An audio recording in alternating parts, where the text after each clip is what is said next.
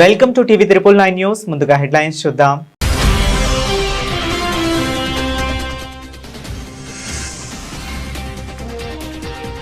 Quit India ఉద్యమం స్వాతంత్ర్య సంగ్రామానికి నూతన ఉత్తేజాన్ని ఇచ్చింది. అమరవీరులకు ప్రధాని మోదీ ఘన నివాళి.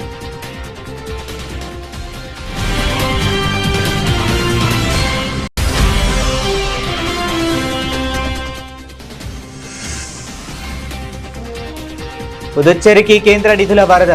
12 ఏళ్లలోనే 4 రెట్లు ఎక్కువ నిధులిచ్చామన్న అమిత్ షా.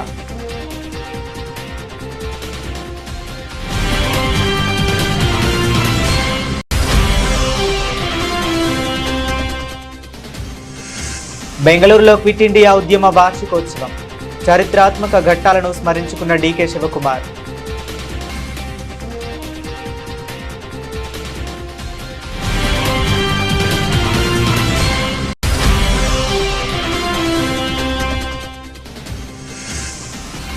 సోషల్ మీడియా వేదికగా కుట్రలు, తప్పుదోవ పట్టించే యత్నాలు. ప్రజలు అప్రమత్తంగా ఉండాలని సీఎం యోగి పిలుపు.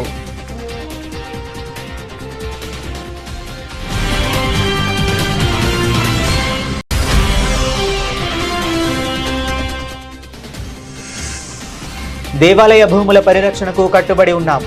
మదురై భూముల కేటాయింపు వ్యవహారంపై తమిళనాడు మంత్రి రమేష్ హెచ్చరిక.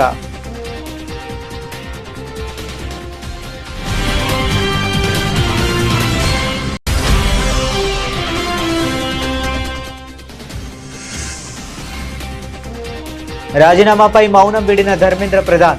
జెన్జీ విద్యార్థులను కొందరు తప్పుదోవ పట్టించారని ఆరోపణ.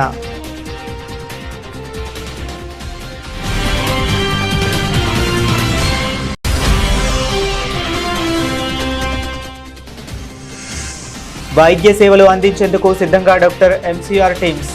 హాస్పిటల్ను పరిశీలించిన ఆరోగ్య శాఖ మంత్రి దామోదర రాజనరసింహ.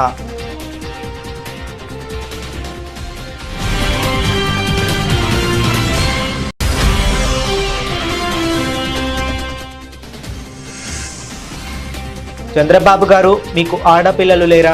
మెడికో విద్యార్థిని డాక్టర్ ప్రియాంక తండ్రి కన్నీటి పర్యంతం.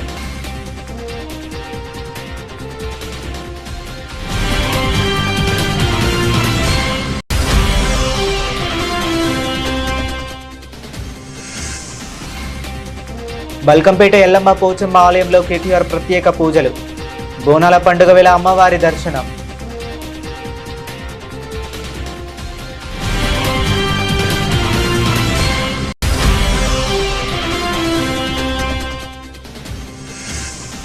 డిఎస్సి దీక్ష శిబిరాలపై దాడులు, అక్రమ అరెస్టులు దారుణం. కూటమి ప్రభుత్వంపై వైఎస్ఆర్సీపీ ఎమ్మెల్సీ లీళ్ల అప్పిరెడ్డి తీవ్ర ఆగ్రహం.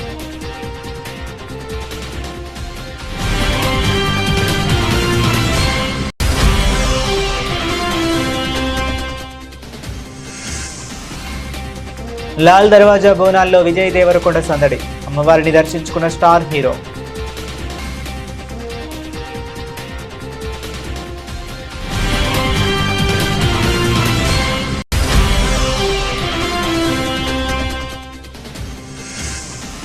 తిరుగులేని ఆట తీరులో మైదానంలో షిల్లాంగ్ లాజోంగ్ జోరు. ముంబైని చిత్తు చేసిన నెంబర్ 1 స్థానానికి.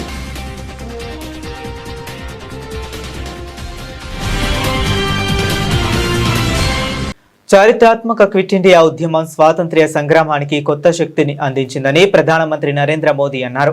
ఈ ఉద్యమ వార్షికోత్సవం సందర్భంగా ఆదివారం ఆయన స్వాతంత్ర్య సమరయోధులకు ఘనంగా నివాళి అర్పించారు. వారి ధైర్య సాహసాలు, త్యాగాలు రాబోయే తరాలకు ఎల్లప్పుడూ స్ఫూర్తినిస్తూనే ఉంటాయని ప్రధాని పేర్కొన్నారు. ఆగస్టు విప్లవంలో పాల్గొన్న నేతలను, సమరయోధులను స్మరించుకుంటూ ప్రధాని మోదీ ఎక్స్ లో ఒక పోస్ట్ చేశారు. మహాత్మా గాంధీ నాయకత్వ స్ఫూర్తితో ప్రారంభమైన క్విట్ ఇండియా ఉద్యమం మన స్వాతంత్ర్య పోరాటానికి నూతన ఉత్తేజాన్ని ఇచ్చింది. వలస పాలన నుంచి విముక్తి పొందాలన్న మన ప్రజల అంచెంచెల సంకల్పాన్ని ఇది ప్రతిబింబించింది. ఈ ఉద్యమంలో పాల్గొన్న వారందరినీ స్మరించుకుంటున్నాను. వారి ధైర్యం ప్రతి భారతీయుడికి ఎన్నటికీ స్ఫూర్తిదాయకమే అని మోదీ తన సందేశంలో తెలిపారు. కేంద్రపాలిత ప్రాంతమైన పుదుచ్చేరికి కేంద్ర ప్రభుత్వం కేటాయించే నిధుల పరిమాణం గతంలో పోలిస్తే బహుళ రేట్ల పెరిగిందని కేంద్ర హోంశాఖ మంత్రి అమిత్ షా స్పష్టం చేశారు. గత ప్రభుత్వాల హయాంలో పుదుచ్చేరికి కేవలం 3,500 కోట్లు మాత్రమే లభించగా గడిచిన 12 ఏళ్లలో తమ ప్రభుత్వం 13,700 కోట్లను అందించిందని గణాంకాలతో సహా వెల్లడించారు. గత 62 ఏళ్లలో ఇచ్చింది ఒక ఎత్తు అయితే గత 12 ఏళ్లలోనే అంతకంటే 4 రెట్లు ఎక్కువ నిధులను పుదుచ్చేరికి అభివృద్ధికి కేటాయించామని అమిత్ షా పేర్కొన్నారు. పుదుచ్చేరి అభివృద్ధికి కేంద్రంలోని ఎన్డీఏ ప్రభుత్వం అత్యంత ప్రాధాన్యత ఇస్తుందని కేంద్ర హోంశాఖ మంత్రి అమిత్ షా పునరుద్ఘాటించారు. గత పాలకుల హయాంలో పుదుచ్చేరి తీవ్ర నిర్లక్ష్యానికి గురైందని విమర్శించిన ఆయన తమ ప్రభుత్వం అధికారంలోకి వచ్చిన తర్వాత కేటాయింపులను భారీగా పెంచామని తెలిపారు. 1950 से लेकर 2014 तक भारत सरकार की ओर से पुदुचेरी को सिर्फ 3500 करोड़ रुपया विकास के कामों के लिए दिया गया था. 1950 தொடங்கி 2014ஆம் ஆண்டு வரை யூனியன் பிரதேசமான புதுச்சேரிக்கு வெறும் 35,000 கோடி ரூபாய் மட்டுமே அளிக்கப்பட்டிருக்கின்றது. और 14 से 26 तक 13,762 करोड़ रुपया नरेंद्र मोदी जी के माध्यम से भारत सरकार ने पुदुचेरी को दिया है. 2014 தொடங்கி 2026ஆம் ஆண்டு வரை பாரத அரசாங்கம் புதுச்சேரி யூனியன் பிரதேசத்திற்கு அளித்திருக்கின்ற நிதியானது 13,762 கோடி ரூபாய் ஆகும். 1950 से 2014 तक सिर्फ 3500 करोड़ और 14 से 26 तक 13,762 करोड़, करीब करीब 4 गुना पैसा सिर्फ 12 साल के अंदर मोदी सरकार ने पुदुचेरी के लिए भेजा.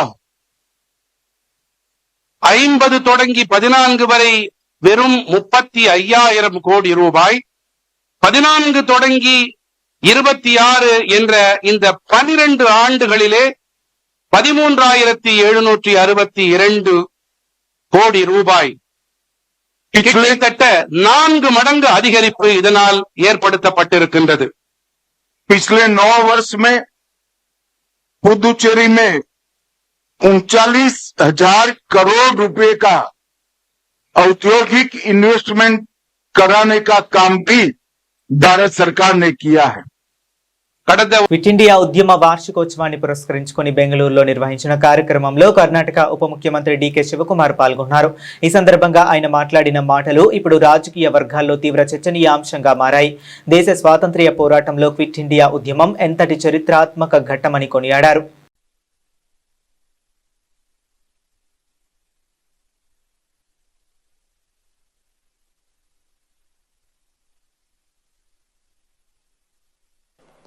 ಕಾಂಗ್ರೆಸ್ ಪಕ್ಷ ಯಾವತ್ತು ಜಗ್ಗಲ್ಲ, ಕುಗ್ಗಲ್ಲ, ಬಗ್ಗಲ್ಲ. ಇದು ತಾವೆಲ್ಲ ಗಮನದಲ್ಲಿ ತಾವು ಇಟ್ಕೊಳ್ಬೇಕು. ಈ ರಾಜ್ಯದಲ್ಲಿ ಕಾಂಗ್ರೆಸ್ ಸರ್ಕಾರ ಅಧಿಕಾರಕ್ಕೆ ಬಂದಿದೆ. ದೇಶದಲ್ಲಿ ಒಂದು ದೊಡ್ಡ ಷಡ್ಯಂತ್ರ ನಡೀತು. ಗಾಂಧಿ ಕುಟುಂಬನ ಕಾಂಗ್ರೆಸ್ನ ಹೊರಗಾಕಬೇಕು ಅಂತೇಳಿ ಅನೇಕ ಪಕ್ಷಗಳು ದೊಡ್ಡ ದೊಡ್ಡ ತೀರ್ಮಾನಗಳು ಮಾಡಿ ನಮ್ಮ ಯುಪಿಎ ಸರ್ಕಾರನ ನಾವೆಲ್ಲ ಸೋಲ್ಬೇಕಾದಂತ ಒಂದು ಪರಿಸ್ಥಿತಿ ಬಂತು.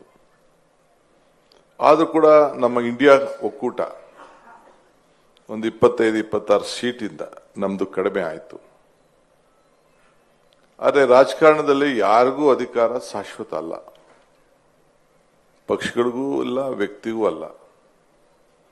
ಆದರೆ ನಮ್ಮ ನಿಯಮ, ನಮ್ಮ ಬದ್ಧತೆ ಏನ್ ನಾವು ಇಟ್ಕೊಂಡು ಬಂದಿದ್ದೀವಿ ಅದು ಯಾವಾಗಲೂ ಕೂಡ ಮುಂದುವರ್ಸ್ಕೊಂಡು ಹೋಗುವಂಥದ್ದು. ಇವತ್ತು ಭಾರತಕ್ಕೆ ಒಂದು ದೊಡ್ಡ ಸಂಕಟ ಬಂದಿದೆ. ಯುವಕರಿಗೆ ಮಾರ್ಗದರ್ಶನ ಕೊಡಬೇಕು, ಈ ದೇಶದ ಐಕ್ಯತೆ, ಸಮಗ್ರತೆ, ಶಾಂತಿ ಕಾಪಾಡಬೇಕು ಅಂತ ಹೇಳಿ ನಮ್ಮ ನಾಯಕರಾದಂಥ ರಾಹುಲ್ ಗಾಂಧಿಯವರು ಕನ್ಯಾಕುಮಾರಿಯಿಂದ ಕಾಶ್ಮೀರವರೆಗೂ ಭಾರತ್ ಜೋಡೋ ಯಾತ್ರೆಯನ್ನ ಮಾಡಿದ್ರು. సోషల్ మీడియా వేదికలు ప్రస్తుతం దేశాన్ని బలహీనపరిచే కుట్రలకు కేంద్ర బిందువులుగా మారుతున్నాయని ఉత్తరప్రదేశ్ ముఖ్యమంత్రి యోగి ఆదిత్యనాథ్ తీవ్ర ఆందోళన వ్యక్తం చేశారు. లక్నోలో జరిగిన ఒక కార్యక్రమంలో మాట్లాడిన ఆయన దేశ ప్రయోజనాలకు భంగం కలిగించాలనే దుర్బుద్ధితో కొందరు వ్యక్తులు, శక్తులు సోషల్ మీడియాను తీవ్రంగా దుర్వినియోగం చేస్తున్నారని మండిపడ్డారు. నిమిషాల వ్యవధిలో తప్పుడు వార్తలను వ్యాప్తి చేస్తూ ప్రజలను, ముఖ్యంగా యువతను తప్పుదోవ పట్టించేందుకు పక్కా ప్రణాళికతో యత్నాలు జరుగుతున్నాయని యోగి హెచ్చరించారు. డిజిటల్ ప్లాట్ఫామ్ల ద్వారా ప్రచారం చేస్తూ అశాంతిని రేకెత్తించేందుకు కొన్ని శక్తులు నిరంతరం కుట్రలు పన్నుతున్నాయని ఆయన ఆరోపించారు. ప్రజల్లో గందరగోళం సృష్టించడం, దేశ అభివృద్ధిని అడ్డుకోవటం మరియు సమాజంలో విభజన తీసుకురావటమే లక్ష్యంగా ఈ ప్లాట్ఫామ్లను వాడుకుంటున్నారని వ్యాఖ్యానించారు. సోషల్ మీడియాలో వచ్చే ప్రతి సమాచారాన్ని గుడ్డిగా నమ్మకుండా విషయాల ప్రామాణికతను పరిశీలించి అప్రమత్తంగా ఉండాలని ఆయన ప్రజలను కోరారు. हमारे खिलाफ होने वाले खड़ियन आज इसका एक तीसरा माध्यम भी सोशल मीडिया का प्लेटफॉर्म हो गया है. जितनी भी भारत विरोधी ताकतें हैं उनके द्वारा इस प्लेटफॉर्म का दुरुपयोग करते हुए भारत के खिलाफ अफवाह पैदा करना, दुरुपयोग करना और उस षड्यंत्र को के माध्यम से समाज को गुमराह करने की स्थिति पैदा करने का कुत्सित प्रयास भी हो रहा है. याद रखना, जिन लोगों ने आपको अपने क्रांतिकारियों से दूर रखा, अपने नायकों से दूर रखा, उन्होंने भारत की युवा पीढ़ी के साथ सबसे बड़ा न्याय किया. याद करिए, अपने नायकों पर गौरव की अनुभूति का अवसर न देना किसी भी नौजवान के लिए उसके आदर्श से उसे विमुख करने जैसा होता है. దేవాలయ భూముల ఆక్రమణలు, అక్రమ బదిలీల వ్యవహారాలపై తమిళనాడు ప్రభుత్వం తీవ్ర స్థాయిలో విరుచుకుపడింది. ప్రముఖ పుణ్యక్షేత్రం మదురై మీనాక్షి సుందరేశ్వర ఆలయానికి చెందిన కోట్లాది రూపాయల విలువైన భూములను అక్రమంగా వేరొకరి పేరిట మార్చేందుకు యత్నించిన సంఘటన తమిళనాడులో తీవ్ర కలకలం రేపింది. ఈ దారుణానికి ఒడిగట్టిన వారిపై దేవాదాయ శాఖ కఠిన చర్యలు ప్రారంభించింది. మీనాక్షి అమ్మవారి ఆలయ భూముల పవర్ ట్రాన్స్ఫర్ లేదా హక్కుల మార్పిడికి యత్నించిన ఘటనలో ఏకంగా 19 మందిపై ఎఫ్ఐఆర్ నమోదు చేసినట్లు తమిళనాడు దేవాదాయ మరియు ధర్మాదాయ శాఖ మంత్రి రమేష్ అధికారికంగా ప్రకటించారు. రాష్ట్రంలో ఆలయ భూములకు సంబంధించిన ఏ చిన్న సమస్య తలెత్తినా ఎంతటి వారైనా సరే ఉపేక్షించేది లేదని మంత్రి స్పష్టం చేశారు. அதாவது இப்போது நீங்க பார்க்கக்கூடிய இந்த நிலம் தொடர்பான பிரச்சனைகள் அனைத்தும் பெரும்பாலானவை பாத்தீங்கன்னா ஒரு அறக்கட்டளைக்கு சொந்தமான நிலங்கள் அல்லது அந்த அறக்கட்டளை நிர்வகிக்கக்கூடிய நபர்களுடைய பெயர்கள் இருக்கக்கூடிய நிலங்கள். ஆனா என்ன அப்படின்னா அந்த நிலத்தை எதற்காக கொடுத்திருக்காங்க, என்ன பர்பஸ்க்காக அவங்க முன்னோர்கள் கொடுத்திருக்காங்க அப்படின்னு நம்ம பார்க்கும்போது கோயில்களுக்கு தர்ம காரியங்கள் செய்வதற்காக அந்த நிலங்கள்லாம் கொடுக்கப்பட்டிருக்கு. அது இண்டிவிஜுவல் பேர்ல இருந்தாலும் அறக்கட்டளை பேர்ல இருந்தாலும் இந்த பர்பஸ்க்கு தான் அதை யூஸ் பண்ணணும் அப்படின்றதெல்லாம் எழுதி வச்சுட்டு அந்த காலத்திலேயே கோயில்களுக்காக அதெல்லாம் கொடுத்துட்டு போயிருக்கிறாங்க. நிறைய இடங்கள் என்ன பண்றாங்கன்னா இந்த பர்பஸை மறைச்சிட்டு சில நீதிமன்ற வழக்குகள் ஆர்டர்ஸ் மூலமாகவும் இல்ல மற்ற சில நிர்வாக ரீதியிலான சில விஷயங்கள் மூலம் என்ன பண்றாங்கன்னா இந்த பர்பஸை மறைச்சிட்டு அறநிலைத்துறையின் கவனத்திற்கு வராம இது போன்ற பத்திரப்பதிவுகள் நடக்குது அப்படிங்கிறது தான் நீங்க சொல்லக்கூடிய இந்த ஒவ்வொரு விஷயங்களும். இந்த ஒவ்வொரு விஷயமும் நம்ம கவனத்துக்கு வந்த உடனேயே நம்ம சட்ட ரீதியாக நடவடிக்கை எடுக்கணும், காவல்துறை ரீதியாக நடவடிக்கை, எல்லா நடவடிக்கையும் நம்ம எடுத்துக்கிட்டு இருக்கிறோம். ஒரு காலமும் இது போன்ற கோயில் சொத்துக்களாக இருந்தாலும் இல்ல கோயிலுக்கு தர்ம காரியங்கள் செய்வதற்காக கொடுக்கப்பட்ட அறக்கட்டளையின் சொத்துக்களாக இருந்தாலும் அது அந்த பர்பஸ்க்கு நிச்சயமாக இருக்கும். அதை ஒரு இடத்துலயும் இந்து சமய அறநிலையத்துறை கைவிடாது. அதுதான் சார் சொல்றேன். எப்படி பழனியில ஒரு ரிஃப்யூசல் ஸ்லிப்பை வச்சு கோர்ட்டுக்கு போயிட்டு ஒரு ஆர்டரை வாங்கிட்டு அந்த இடத்த பத்திரப்பதிவு செஞ்சாங்களோ அந்த மாதிரியான விஷயங்கள் தான் இங்க நடந்துகிட்டு இருக்குது. ஈவன் இந்த பழனி விவகாரத்திலையுமே மாண்புமை உயர்நீதிமன்ற மதுரை கிளையில விசாரணைக்கு வரும்போது அங்க இருக்கக்கூடிய மாண்புமை நீதிபதி அவர்கள் தன்னுடைய அந்த இதில் ஜட்ஜ்மெண்ட்லயே சொல்லியிருக்கிறாரு, ஏற்கனவே இந்த கும்பல் தனி நீதிபதியினுடைய அந்த வழக்குல நீதிபதியும் நீதிமன்றத்தையும் ஏமாற்றி இது போன்ற ஒரு ஆர்டர்ஸை பெற்றிருக்காங்கன்றத நீதிபதியே மென்ஷன் பண்றாரு. அப்ப இப்படிப்பட்ட இடங்கள்ல அந்த கேஸ் நம்ம கவனத்திற்கு வந்தவுடன் నీట్ పేపర్ లీక్ వివాదంపై విద్యార్థుల ఆందోళనల నేపథ్యంలో కేంద్ర విద్యాశాఖ మంత్రి పదవికి రాజీనామా చేసిన బీజేపీ సీనియర్ నేత సంబల్పూర్ ఎంపీ ధర్మేంద్ర ప్రధాన్ తొలిసారిగా ఆ అంశంపై స్పందించారు. విద్యార్థులను తప్పుదోవ పట్టించే ప్రయత్నాలు జరిగాయని, అందుకే తాను రాజీనామా చేశానని వెల్లడించారు. జూలై 25న రాజీనామా చేసిన సరిగ్గా 2 వారాల తర్వాత భువనేశ్వర్లో జిఎం యూనివర్సిటీలో విద్యార్థులు, ఉపాధ్యాయులను ఉద్దేశించి మాట్లాడుతూ ఆయన ఈ వ్యాఖ్యలు చేశారు. జంజీ మన పిల్లలు కొంతమంది వారిని తప్పుదోవ పట్టించాలని చూశారు. నాకు వ్యక్తిగతంగా ఎలాంటి సమస్యలు లేవు. పదవి నాకు ముఖ్యం కాదు. అందుకే ప్రధాని నరేంద్ర మోదీ కలిసి నా రాజీనామాను ప్రతిపాదించాను అని ప్రధాని వివరించారు. మరోవైపు తన ఒడిశా పర్యటన సందర్భంగా బీజేడీ కార్యకర్తలు చేపట్టిన నిరసనలపై కూడా ప్రధాని తీవ్రంగా స్పందించారు. ఎయిర్పోర్ట్ వద్ద ధర్మేంద్ర ప్రధాన్ గో బ్యాక్ అంటూ బీజేడీ యువజన విద్యార్థి విభాగ కార్యకర్తలు చేసిన నిరసనలను ప్రస్తావిస్తూ మాజీ ముఖ్యమంత్రి నవీన్ పట్నాయక్ పై విమర్శలు గుప్పించారు. నేనొక రైతు కొడుకుని, మీరు నన్ను వెనక్కు పొమ్మన్నా మళ్ళీ వస్తాను. నవీన్ బాబు నన్ను ఒడిశా ప్రజలకు అవమానకరమని చెడ్డవాడినని అంటున్నారు. ఒడిశా ప్రజలు సిగ్గుతో తలదించుకునే పని నేనెప్పుడు చేశానా అని సభను ప్రశ్నించగా లేదు అంటూ పెద్ద ఎత్తున స్పందన వచ్చింది. రాష్ట్ర ప్రతిష్టను దెబ్బతీసే పని తాను ఎన్నటికీ చేయనని ఆయన స్పష్టం చేశారు. पंडित गोपबंधु दास कही उत्कल नेता नहीं प्रयोजन उत्कल नेता स्वयं नारायण मुझे माटीर गंगाधर मेहर माटीर उद्गातंग माटीर हलधर नाग माटीर जितेंद्र हरिपाल महकर माटीर महेंद्र मिश्र माटी संस्कार पाई पिला मो पाई तुच्छ ये दायित्व मो पाई तुच्छ दायित्व 20 कोटी पिला मानकर जिदी मु जो कथा को मो बापा को बुझाई थी जे आमे पिला को मोटरसाइकिल देबा मो प्रधानमंत्री को भेटी की निवेदन कले महाशय मत अनुमति दियंतु पिला मान का आगे आमे स्वीकार कर प्रधानमंत्री भी ताको स्वीकार करले पर से निजे भी कथा है पिला मन देशर स्वार्थ ऊपर अन्य किछि नहीं देशर नुआ पीढ़ी अपेक्षा आकांक्षा को पूरा करिवार तिल तिल जीवन बितेबार पण नहीं समाज लोक माने एटा ही वीर सुरेंद्र साय उद्दंत साय छबिल साय बख्शी जगबंधु एमाने बलिदान देई नथिले समान तो तांको समय जेनजी तो थिले से जेन जीरो संस्कार आमे आज एठी पहुंचंदी अच्छा कहले भाई माने मु 12 वर्ष काल महाप्रभु जगन्नाथ दयारु आपण मान आशीर्वाद रु केंद्र रे मंत्री रहिली मु आपण मुंड केबे तळे करजी मु मुंड केबे ओडिया लोकंगर तळे करजी मते मते कोहडे जोरसे मु मुंड केबे तळे करजी माजी सकाळे टिके आसिला बेले डरुथली प्रदीप बाबू ठाणमा लोक हे नाली नेलिया गामचा पके बु बइची से पुनी बोले प्रसन्न बाबू आपण राज्यर मुखिया कहउछन एटा बदमाश लोकडा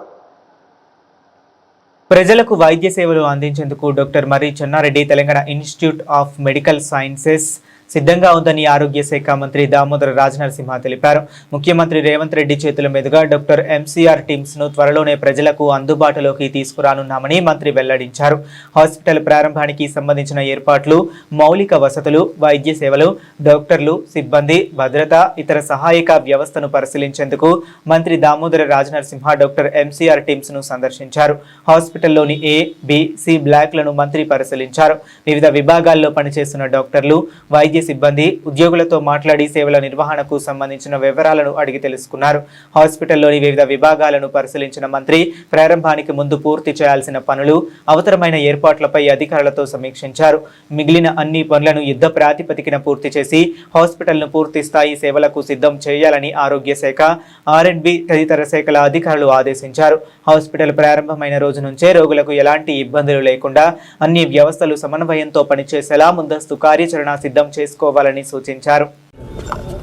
పాత్రికేయ మిత్రులకు అందరికీ నమస్కారం.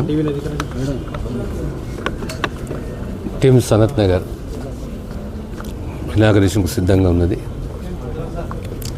1082 అందులో 100 పడకలు international beds, 16 operation theatres, so emergency beds, surgical, medical, తర్వాత ట్రయేజ్, ఇవన్నీ కలిపి కూడా 88 అన్నీ కలిపి ఈరోజు A block, B block, C block అన్ని హంగులలో ఓ సూపర్ స్పెషాలిటీ హాస్పిటల్గా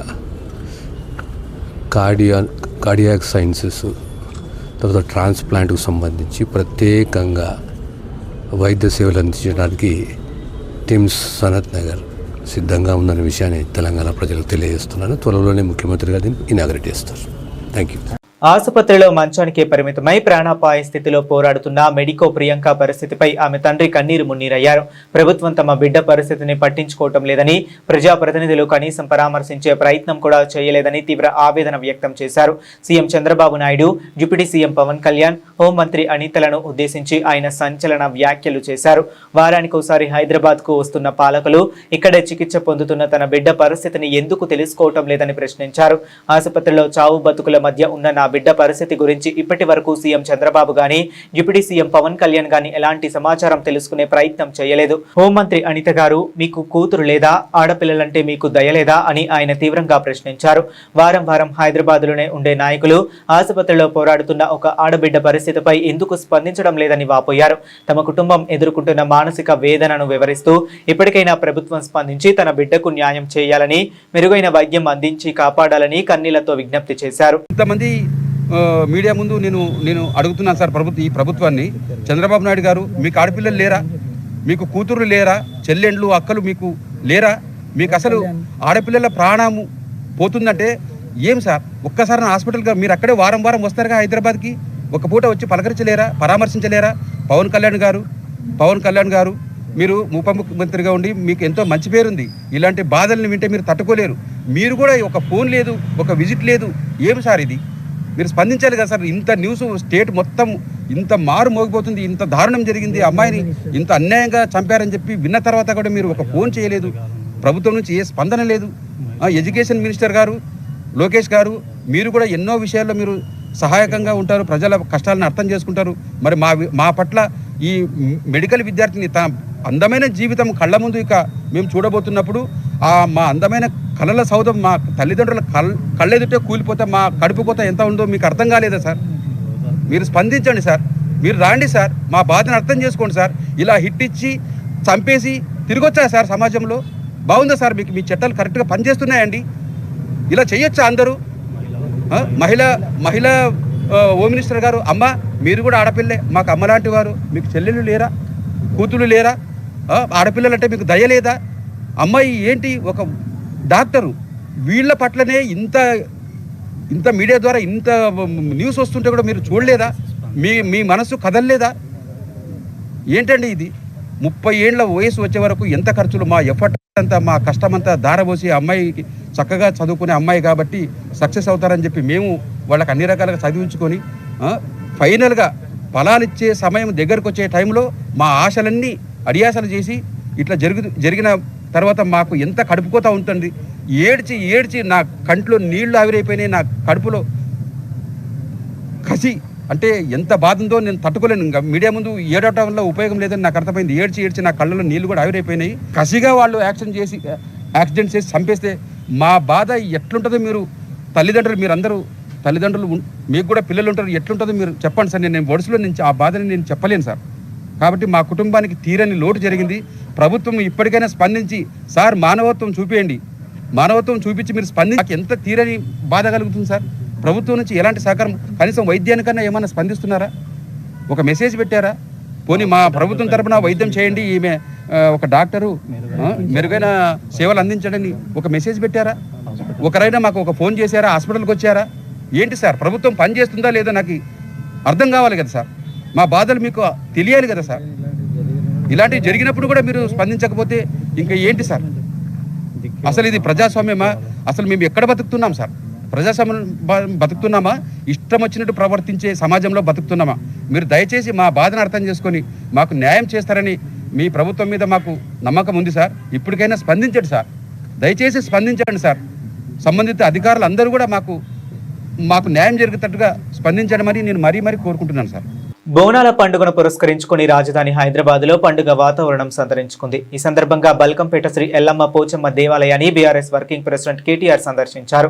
ఆలయానికి విచ్చేసిన కేటీఆర్ కు అర్చకులు, అధికారులు ఘన స్వాగతం పలికారు. అనంతరం అమ్మవారిని దర్శించుకున్న కేటీఆర్ ప్రత్యేక పూజలు నిర్వహించి మొక్కులు తీర్చుకున్నారు. హైదరాబాద్ నగరం నలుమూలల బోనాల పండుగ వేడుకలు అత్యంత వైభవంగా జరుగుతున్నాయి. ఇందులో భాగంగా బల్కంపేటలోని ప్రసిద్ధ శ్రీ పోచమ్మ ఎల్లమ్మ దేవాలయానికి చేరుకున్న బీఆర్ఎస్ వర్కింగ్ ప్రెసిడెంట్ కేటీఆర్ అమ్మవారిని దర్శించుకున్నారు. రాష్ట్ర ప్రజలందరూ ఆయుర ఆరోగ్యాలతో సుఖ సంతోషాలతో వర్ధిల్లాలని, తెలంగాణ సుభిక్షంగా ఉండాలని అమ్మవారిని వేడుకున్నట్లు తెలిపారు. ఆలయ పూజారులు కేటీఆర్ కు విశేష వస్త్రాలు తొడిగి వేదాశీర్వచనం అందించి తీర్థ ప్రసాదాలు అందించారు. కేటీఆర్ వెంట పలువురు బీఆర్ఎస్ నాయకులు, ప్రజాప్రతినిధులు మరియు అభిమానులు ఉన్నారు. రాష్ట్రంలో డిఎస్సి ఉద్యోగ నియామకాల అక్రమాలపై వైఎస్ఆర్సీపీ చేపట్టిన రిలే నిరాహార దీక్షల పట్ల కూటమి ప్రభుత్వం వ్యవహరిస్తున్న తీరుపై వైఎస్ఆర్సీపీ ఎమ్మెల్సీ లేళ్ల అప్పిరెడ్డి తీవ్ర స్థాయిలో విరుచుకుపడ్డారు. డిఎస్సి అభ్యర్థులకు మద్దతుగా గడిచిన 3 రోజులుగా వైఎస్ఆర్సీపీ నేతలు శాంతియుతంగా దీక్షలు చేస్తుంటే ప్రభుత్వం పోలీసులను ఉసిగొల్పి భగ్నం చేస్తుందని ఆరోపించారు. చిలకలూరిపేటలో దీక్ష చేస్తున్న మాజీ మంత్రి విడుదల రజనీ పట్ల పోలీసులు ప్రవర్తించిన తీరుపై ఆయన తీవ్ర ఆగ్రహం వ్యక్తం చేశారు. 3 రోజులుగా రాష్ట్ర వ్యాప్తంగా వైఎస్ఆర్సీపీ ఆధ్వర్యంలో రిలే నిరాహార దీక్షలు జరుగుతుంటే ప్రభుత్వం సమాధానం చెప్పలేక దాడులకు తెగబడుతుంది. దీక్ష శిబిరాలను బలవంతంగా తొలగించడమే కాకుండా నేతలను అక్రమంగా అరెస్ట్ చేయిస్తుంది అని ఆరోపించారు. మాజీ మంత్రి విడతల రజనీని పోలీసులు బలవంతంగా ఈడ్చుకెళ్లడం దారుణమని, ప్రజాస్వామ్యంలో నిరసన తెలిపే హక్కు కూడా లేకుండా చేస్తున్నారని మండిపడ్డారు. ప్రజాస్వామ్యంలో ప్రభుత్వాలు స్పందించకపోతే సహజంగా ప్రజలు నిరసన కార్యక్రమాలు చేస్తారు, ఉద్యమాలు చేస్తారు. కనీసం అప్పుడైనా కూడా తెలుసుకోవడానికి ప్రయత్నం చేయాలా?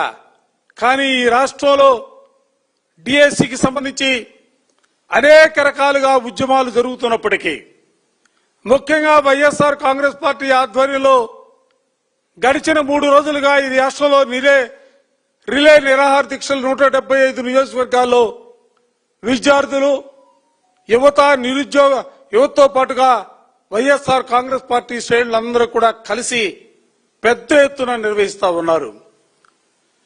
ఈ నిర్వహిస్తున్నటువంటి పరిస్థితుల్లో ప్రభుత్వం ఏం చేస్తా ఉంది? రిలే నిరాహార దీక్షల శిబిరాలపై దాడులు చేసే కార్యక్రమాన్ని ఒక పక్క, మరో పక్క పోలీసులను అడ్డం పెట్టుకుని శిబిరాల్ని తొలగించే కార్యక్రమం, అక్రమంగా అరెస్టులు చేసే కార్యక్రమం, లాఠీ చార్జ్ చేసే కార్యక్రమం, మహిళలని కూడా చూడకుండా వాళ్ళని అవమానపరిచే రీతిలో ఇవాళ ఈ రాష్ట్రంలో పోలీసు వ్యవస్థ పనిచేస్తున్నటువంటి పరిస్థితులు కూడా ఈ సందర్భంగా చెప్పదలుచుకున్నా. చిలకలూరుపేటలో మాజీ మంత్రిగా ఉన్నటువంటి విడుదల రజనీ గారు దీక్ష చేస్తా ఉంటే బలవంతంగా కింద ఈడ్చుకుని వెళ్తారా? జమ్ములమడుగులో రామసుబ్బారెడ్డి గారు దీక్ష కూర్చుంటే ఆయనతో పాటుగా వారి సతీమణిని బలవంతంగా పోలీస్ స్టేషన్ తీసుకెళ్లి కూర్చోబెట్టే కార్యక్రమాలు తీసుకుంటారా? ఇంకా చంద్రబాబు నాయుడు గారు ఎక్కడో టీవీలో చూస్తా ఉన్నా ఆయన మాట్లాడుతూ ఉన్నారు, ఏదో శిబిరాల్లోటగా బ్లేడ్ బ్యాచ్ ఉందట, గంజాయి బ్యాచ్లు ఉండట. అసలు మాట్లాడటానికి నోరెట్లా వస్తుంది చంద్రబాబు నాయుడు గారు? 4 సార్లు 4 పర్యాయాలు ముఖ్యమంత్రిగా పనిచేశానని చెబుతారు. ఈ రాష్ట్రంలో ప్రధానమంత్రులు నేనే నిర్ణయించా, రాష్ట్రపతులు నేనే నియమించా, నాకు 5 దశాబ్దాల రాజకీయ ఇండస్ట్రీ ఉందని చెప్తా ఉంటారు. కళ్ళు తెరిచి ఒక్కసారి చూడయా బాబు రాష్ట్రంలో ఏం జరుగుతా ఉందో. రాజధాని నగరం నడిపొట్టున ప్రజాస్వామ్యయుతంగా శాంతియుతంగా ఈ రిలే నిరాహార దీక్షలు చేస్తా ఉంటే ఆ దీక్షా శిబిరాల మీద దాడులకు తెగబడింది నీ పార్టీకి సంబంధించినటువంటి ఎమ్మెల్యే బోండా ఉమా కదా? అంటే ఎవరు కూడా చూడట్లేదని నువ్వు అనుకుంటా ఉన్నావా? రెండో రోజు వెల్లంపల్లి శ్రీనివాస్ గారు రిలే నిరాహార దీక్ష కార్యక్రమాన్ని నిర్వహిస్తూ ఉంటే నీ పార్టీకి సంబంధించినటువంటి సమన్వయకర్తగా ఉన్నటువంటి బుద్ధా వెంకన్న మనుషులు వచ్చి ఏ విధమైనటువంటి నానా యాగి చేశారో మేం చెప్పాల్సిన అవసరంలా. ఇవాళ మీడియా ద్వారా బయటకు వస్తా ఉంది, సోషల్ మీడియా ద్వారా ప్రజలందరూ కూడా తెలుసుకున్నటువంటి పరిస్థితులు ఇవాళ కళ్ళకు గట్టినట్టు కనిపిస్తా ఉన్నాయి. హైదరాబాద్ లో బోనాల పండుగ వేడుకలు అత్యంత వైభవంగా జరుగుతున్నాయి. నగరంలోని అమ్మవారి ఆలయాలు భక్తులతో కిటకిటలాడుతున్నాయి. ఈ ఉత్సవాల్లో భాగంగా టాలీవుడ్ స్టార్ హీరో విజయ్ దేవరకొండ పాత బస్తీలోని ప్రసిద్ధ లాల్ దర్వాజా సింహవాహిని మహంకాళి అమ్మవారిని దర్శించుకున్నారు. ఆయనతో పాటు సోదరుడు నటుడు ఆనంద్ దేవరకొండ, ప్రముఖ దర్శకుడు సందీప్ రెడ్డి వంగా కూడా అమ్మవారికి ప్రత్యేక పూజలు చేశారు. బోనాల పండుగ సందర్భంగా ఆలయానికి విచ్చేసిన ఈ ముగ్గురు అమ్మవారికి మొక్కులు చెల్లించుకుని ఆశీస్సులు అందుకున్నారు. విజయ్ దేవరకొండ, సందీప్ రెడ్డి వంగా కలిసి ఆలయ ఆలయానికి రావడంతో అక్కడి వాతావరణం మరింత సందడిగా మారింది. తమ అభిమాన హీరో వచ్చాడని తెలుసుకున్న ఫ్యాన్స్, స్థానిక యువత ఆయన్ను చూసేందుకు పెద్ద సంఖ్యలో తరలివచ్చారు. దర్శనం అనంతరం బయటకు వస్తున్న విజయ్ దేవరకొండను ఫోటోలు తీసేందుకు అభిమానులు ఎగబడ్డారు. దీంతో ఆలయ పరిసరాల్లో కాసేపు కోలాహలం నెలకొంది. ప్రతి ఏటా జరిగే బోనాల ఉత్సవాల్లో సామాన్య భక్తులతో పాటు సినీ, రాజకీయ ప్రముఖులు పాల్గొని అమ్మవారిని దర్శించుకోవటం ఆనవాయితీగా వస్తుంది. భారత ఫుట్బాల్ మైదానంలో షిలాంగ్ లాంజోంగ్ ఫుట్బాల్ క్లబ్ తమ ఊపేంటో మరోసారి నిరూపించుకుంది. గ్రూప్ ఈలో జరిగిన అత్యంత ఉత్కంఠభరితమైన పోరులో బలమైన ముంబై ఎఫ్సీని చిత్తు చేస్తూ షిలాంగ్ లాంజోంగ్ అద్భుత విజయాన్ని నమోదు చేసింది. తొలి నిమిషం నుంచే ప్రత్యర్థిపై పూర్తి ఆధిక్యాన్ని ప్రదర్శించిన ఈశాన్య ఫుట్బాల్ జట్టు మైదానంలో అద్భుతమైన పాసింగ్, మెరుపు వేగంతో గోల్స్ చేస్తూ ఏకపక్ష విజయాన్ని సొంతం చేసుకుంది. ఈ విజయంతో గ్రూప్ ఈ పాయింట్ల పట్టికలో షిల్లాంగ్ లాజోంగ్ జట్టు అగ్రస్థానానికి దూసుకెళ్లింది. మ్యాచ్ ప్రారంభమైనప్పటి నుంచే షిల్లాంగ్ లాజోంగ్ ఆటగాళ్లు తీవ్రమైన అటాకింగ్ గేమ్తో ముంబై డిఫెండర్లపై విపరీతమైన ఒత్తిడి తెచ్చారు. మ్యాచ్ వ్యాప్తంగా బంతిపై తమ ఆధిపత్యాన్ని చలాయిస్తూ ప్రత్యర్థి డిఫెన్స్ ను చీల్చుకుని నెట్లోకి బంతిని పంపారు. ముంబై ఎఫ్సీ ఆటగాళ్లు పుంజుకునేందుకు శతవిధాలా ప్రయత్నించినప్పటికీ షిల్లాంగ్ డిఫెండర్లు మరియు గోల్ కీపర్ వారి ప్రయత్నాలను సమర్థవంతంగా తిప్పికొట్టారు. జట్టు సమన్వయం, ఖచ్చితమైన పాసింగ్, అటాకింగ్ స్ట్రాటజీ షిల్లాంగ్ విజయంలో కీలక పాత్ర పోషించాయి. బులెటిన్ ముగించే ముందు మరొకసారి హెడ్లైన్స్ చూద్దాం.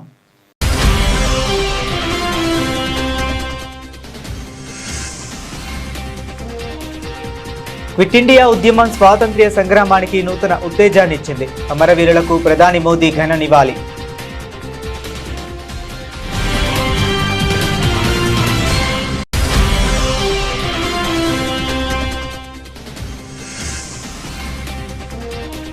పుదుచ్చేరికి కేంద్ర నిధుల వరద.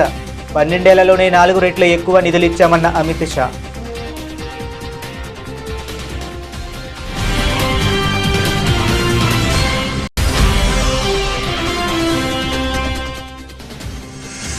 బెంగళూరులో క్విట్ ఇండియా ఉద్యమ వార్షికోత్సవం. చారిత్రాత్మక ఘట్టాలను స్మరించుకున్న డీకే శివకుమార్.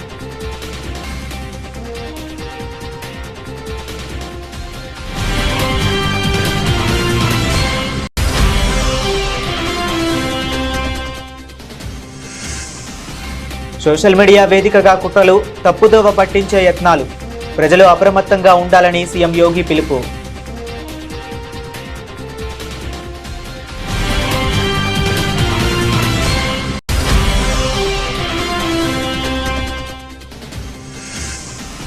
దేవాలయ భూముల పరిరక్షణకు కట్టుబడి ఉన్నాం. మదురై భూముల కేటాయింపు వ్యవహారంపై తమిళనాడు మంత్రి రమేష్ హెచ్చరిక.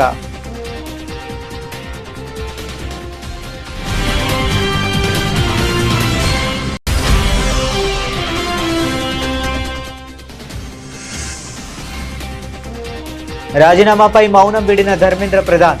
జెన్జీ విద్యార్థులను కొందరు తప్పుదోవ పట్టించారని ఆరోపణ.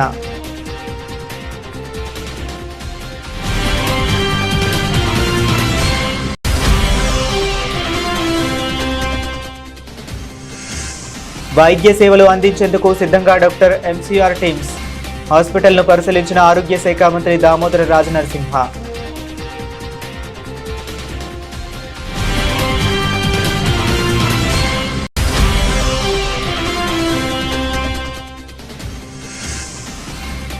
చంద్రబాబు గారు, మీకు ఆడపిల్లలు లేరా? మెడికో విద్యార్థిని డాక్టర్ ప్రియాంక తండ్రి కన్నీటి పర్యంతం.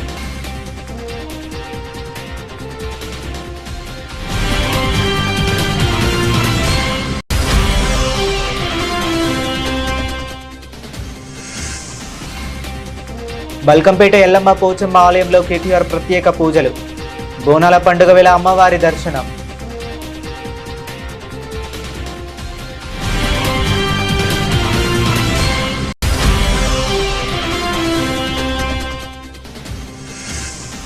డిఎస్సి దీక్ష శిబిరాలపై దాడులు, అక్రమ అరెస్టులు దారుణం. కూటమి ప్రభుత్వంపై వైఎస్ఆర్సీపీ ఎమ్మెల్సీ లీలా అప్పిరెడ్డి తీవ్ర ఆగ్రహం.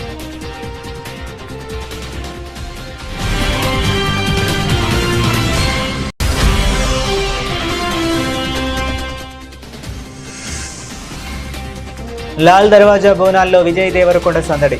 అమ్మవారిని దర్శించుకున్న స్టార్ హీరో.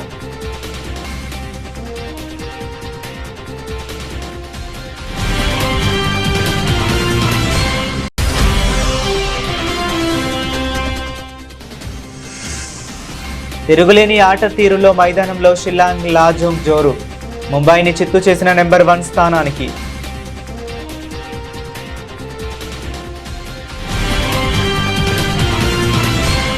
ఇవి ఇప్పటి వరకు ఉన్న అప్డేట్స్. మరిన్ని అప్డేట్స్ కోసం కీప్ వాచింగ్.